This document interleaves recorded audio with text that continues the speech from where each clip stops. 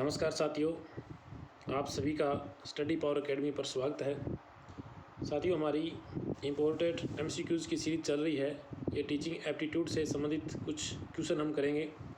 सबसे पहला क्वेश्चन आपकी स्क्रीन पे साथियों, सीखना या अधिगम का अर्थ है। सीखना या अधिगम का अर्थ है व्यक्तित्व का सर्वांगीण विकास, भाषा का शुद्ध ज्ञान, बौद्धिक ज्ञान या बच्चों को बढ़ाना। अधिगम या सीखना क्या है, इसका अर्थ क्या है ये साथियों। तो इसका सही आंसर जो है वो है व्यक्तित्व का सर्वांगीण विकास। व्यक्तित्व का सर्वांगीण विकास जिसे हम क्या कहते हैं, अधिगम कहते हैं। अधिगम का संकीर्ण अर्थ है सीखना और अधिगम का विस्तृत अर्थ है व्यक्तित्व का सर्वांगीण विकास या व्यवहार में होने वाला अपेक्षाकृत स्थायी परिवर्तन अधिगम कहलाता है। नेक्स्ट क्वेश्चन की तरफ बढ़ते साथियों। नेक्स्ट क्वेश्चन है आपका, सीखने की प्रक्रिया में आवश्यक घटक नहीं है। सीखने की प्रक्रिया में आवश्यक घटक नहीं है प्रेरक, अधिगमकर्ता, आंतरिक अवस्था, शिक्षक। साथ ही इसमें आवश्यक घटक क्या नहीं है ये पूछा गया हमसे। आवश्यक घटक नहीं है साथियों। प्रेरक यानी प्रेरणा होनी चाहिए। अधिगमकर्ता होगा तभी अधिगम होगा। आंतरिक अवस्था यानी आंतरिक रूप से भी प्रेरणा होगी तभी अधिगम होगा। लेकिन सीखने के लिए हमेशा आपके पास शिक्षक हो ये जरूरी नहीं है। शिक्षक हो सकता है और नहीं भी हो सकता है। हमेशा शिक्षक हो तभी हम सीखें ये कोई ज़रूरी नहीं है। तो सही आंसर इसका होगा साथियों शिक्षक। नेक्स्ट क्वेश्चन की तरफ बढ़ते साथियों।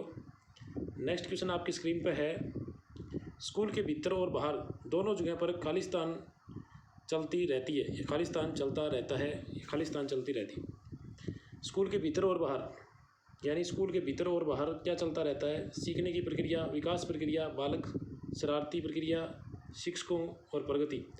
साथियों, स्कूल के भीतर और बाहर दोनों जगह पर सीखने की प्रक्रिया चलती रहती है। तो सही आंसर क्या होगा साथियों? ए होगा, सीखने की प्रक्रिया चलती रहती है। मैंने कहा ना कि आप चाहे बाहर हो, स्कूल में हो चाहे बाहर हो, शिक्षक की आवश्यकता नहीं है तो भी आप सीख सकते हो। यानी आप अनौपचारिक और औपचारिक दोनों प्रकार से शिक्षण कर सकते हो। तो जो शिक्षण स्कूल के भीतर होता है उसको कहते हैं औपचारिक शिक्षण, और जो स्कूल से बाहर होता है साथियों उसको बोलते हैं अनौपचारिक शिक्षण। तो इसका आंसर ए सही होगा। नेक्स्ट क्वेश्चन की तरफ बढ़ते हैं साथियों। नेक्स्ट क्वेश्चन आपका है, अनुभव द्वारा व्यवहार में परिवर्तन लाना ही अधिगम है। अनुभव द्वारा व्यवहार में परिवर्तन लाना ही क्या है? अधिगम है। ये कथन किसका है? अनुभव द्वारा व्यवहार में परिवर्तन लाना ही अधिगम है, ये कथन किसका है? क्रो एंड क्रो का, गेट्स महोदय का, गिलफोर्ड का या स्किनर का? साथियों ये जो है गेट्स का है। किसका है?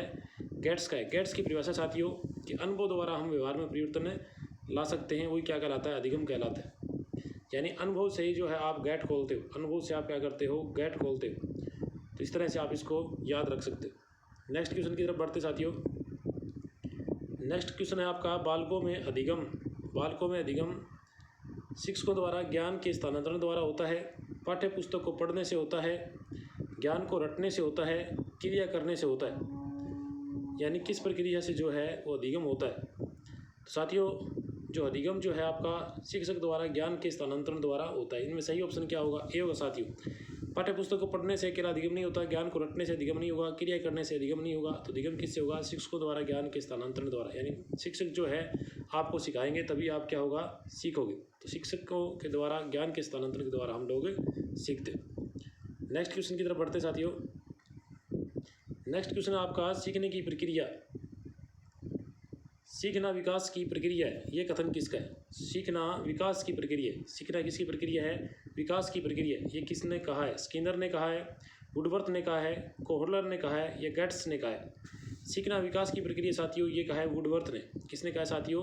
वुडवर्थ। हम इसे गुडवर्थ बोलेंगे क्योंकि अच्छा सीखना विकास की प्रक्रिया है। एक अच्छा जन्म से जो बच्चा होता है वो अच्छा सीखता है। इस तरह से आप जोड़ सकते हो इसको। तो सही आंसर इसका क्या है साथियों? वुडवर्थ है। सीखना विकास की प्रक्रिया है, ये कथन किसका है साथियों? तो ये है वुडवर्थ का। साथियों अगर आपको इसकी पीडीएफ चाहिए है तो आप जो है इस टेलीग्राम चैनल को ज्वाइन कीजिए और आपको इस पर पीडीएफ मिल जाएगी। GS with Kumar Vinod sir, इस पर आपको पीडीएफ अवेलेबल रहेगी।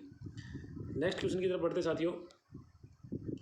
नेक्स्ट क्वेश्चन हमारा आपकी स्क्रीन पे है, सीखने की सफल अनुभव अधिक सीखने की प्रेरणा देता है। सीखने की सफल अनुभव अधिक सीखने की प्रेरणा देता है, यह कथन किसका है?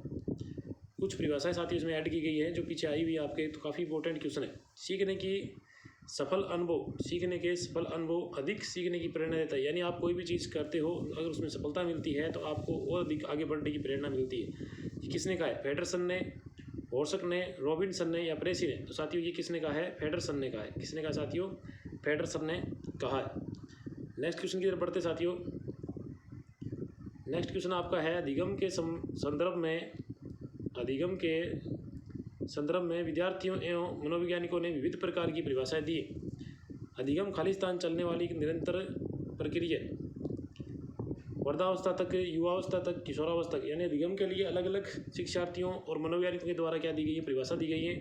उनके अनुसार अधिगम जो है कब तक चलता है ये पूछा गया। वृद्धावस्था तक चलता है, युवावस्था तक चलता है, किशोरावस्था तक चलता है, ये जीवन पर्यंत चलता है। साथियों अधिगम जो है ना आपका, वो कब चलता है? जीवन पर्यंत चलता है। अधिगम कहाँ चलता है? जीवन पर्यंत चलता है, जबकि आपकी वृद्धि जो है वो एक निश्चित समय के बाद में रुक जाती। नेक्स्ट क्वेश्चन की तरफ बढ़ते साथियों। नेक्स्ट क्वेश्चन जो है आपकी स्क्रीन पे है, अधिगम को प्रभावित करने वाले कारक कौन से? इससे संबंधित क्वेश्चन है साथियों। अधिगम को प्रभावित करने वाले कारक कौन से?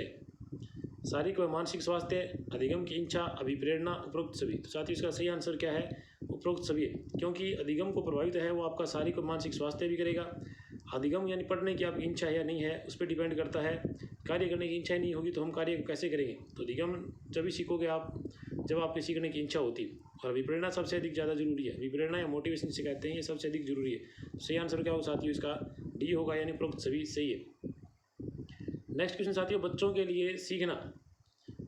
लिए सीखना सबसे बढ़िया कौन सा होता है? खेल खेल में होता है, संतोष में होता है, हर तरह का होता है, या कठिन होता है? साथियों बच्चों के लिए सीखना क्या होता है? खेल खेल में होता है। इसीलिए आजकल जो है ना नर्सरी क्लास के जो बच्चे होते हैं उनके लिए अलग से जो है स्पोर्ट्स स्कूल खोले जा रहे हैं, यानी उनको खेल खेल में सिखाया जा रहा है। तो बच्चों के लिए सीखना जो होता है वो खेल खेल में होता है। नेक्स्ट क्वेश्चन की तरफ बढ़ते साथियों। ये टेलीग्राम का लिंक है साथियों, आप इसे ज्वाइन कर सकते हो। नेक्स्ट क्वेश्चन है आपकी स्क्रीन पे, जब पूर्व का अधिगम नई परिस्थिति के सीखने को बिल्कुल प्रभावित नहीं करता तो यह क्या कहलाता है? यानी अधिगम स्थानांतरण का जो है हमारे टॉपिक उससे ये लिया गया है। अधिगम स्थानांतरण से जुड़ा हुआ क्वेश्चन है साथियों। ये कहता है कि जब पूर्व अधिगम नई परिस्थितियों के सीखने को बिल्कुल भी प्रभावित नहीं करता है तो इसे क्या कहेंगे? तो यहाँ पे साथियों अधिगम का सकारात्मक स्थानांतरण, अधिगम का शून्य स्थानांतरण, अधिगम का निरपेक्ष स्थानांतरण, अधिगम का नकारात्मक स्थानांतरण। साथियों इसका सही आंसर जो है अधिगम का शून्य स्थानांतरण है। लेकिन मैं थोड़ा सा बता दूं, अगर अधिगम जो है आपको प्रभावित करता है और सकारात्मक रूप से करता है तो इसको कहते हैं सकारात्मक अधिगम। यानी धनात्मक रूप से अगर करता है तो कैसा है? सकारात्मक है। अगर वो आपको नकारात्मक यानी ऋणात्मक रूप से करता है, बाधा उत्पन्न करता है, तो क्या होगा? नकारात्मक स्थानांतरण होगा। लेकिन ये कह रहा है कि बिल्कुल भी प्रभावित नहीं करता, तो किस प्रकार का है ये? अधिगम का शून्य स्थानांतरण है। अधिगम का कैसा स्थानांतरण है साथियों? शून्य स्थानांतरण है। नेक्स्ट क्वेश्चन की तरफ बढ़ते साथियों। जब एक शिक्षक वक्र रेखा यह प्रकट करती है कि प्रारंभिक प्रयासों में सीखने की गति तीव्र है किंतु बाद प्रयासों में यह गति कम क्रम समाप्त होती चली जाती है, तो इस प्रकार के शिक्षण को क्या कहते हैं? यानी शिक्षण वक्र जो होते साथियों उसके हिसाब से ये क्वेश्चन है। तो क्वेश्चन आप एक बार फिर पढ़ लीजिए। जब एक शिक्षक वक्र रेखा यह प्रकट करती है कि प्रारंभिक प्रयासों में सीखने की गति तीव्र है, यानी पहले बच्चा तीव्र गति सीखता है लेकिन बाद में धीरे धीरे वो कम गति से सीखता जाता है, तो इस वक्र को क्या कहते हैं? धनात्मक शिक्षण वक्र, ओजाइव वक्र, ऋणात्मक शिक्षण वक्र, और या उपरोक्त में से कोई नहीं। साथ ही इसको सही आंसर क्या है? ऋणात्मक शिक्षण वक्र। यानी पहले बच्चा क्या होता है? सीखता है, बहुत अच्छा सीखता है, इस तरह से ये वक्र बढ़ता है और बाद में बच्चा क्या हो जाता है? धीरे धीरे कम सीखता है। तो इस तरह से ये वक्र कैसा हो गया साथियों? ऋणात्मक वक्र हो गया। कैसा वक्र हो गया साथियों? ऋणात्मक वक्र हो गया। तो सही आंसर इसका क्या होगा? ऋणात्मक वक्र होगा।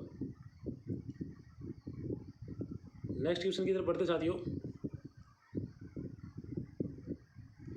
ऋणात्मक शिक्षण वक्र हो गया ये। नेक्स्ट क्वेश्चन हमारा है, अधिगम की प्रकृति है। अधिगम की प्रकृति है। अधिगम की प्रकृति कैसी होती है? तथ्यात्मक होती है, गुण दोष विवेचन होती है, बौद्धिकता होती है, या सभी? तो सही इसका सही आंसर क्या होगा? यह सभी होगा। अधिगम की प्रकृति क्या होती है? तथ्यात्मक भी होती है, गुण दोष विवेचना करनी भी होती है और बौद्धिक भी होती है। तो सही आंसर क्या होगा साथियों? डी होगा। इसमें ये सभी यानी सभी के सभी क्या है? सही। नेक्स्ट क्वेश्चन की तरफ बढ़ते साथियों अपने।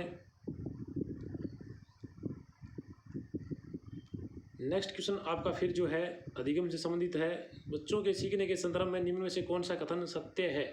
हमसे क्या पूछ रहा है कि कौन सा कथन सत्य है। सीखना अनुभव या व्यवहार में परिवर्तन है। सीखना किसी भी मध्यस्थता के बिना नहीं हो सकता। सीखने के बाद व्यक्ति स्वयं और दुनिया को समझने के योग्य हो जाता है।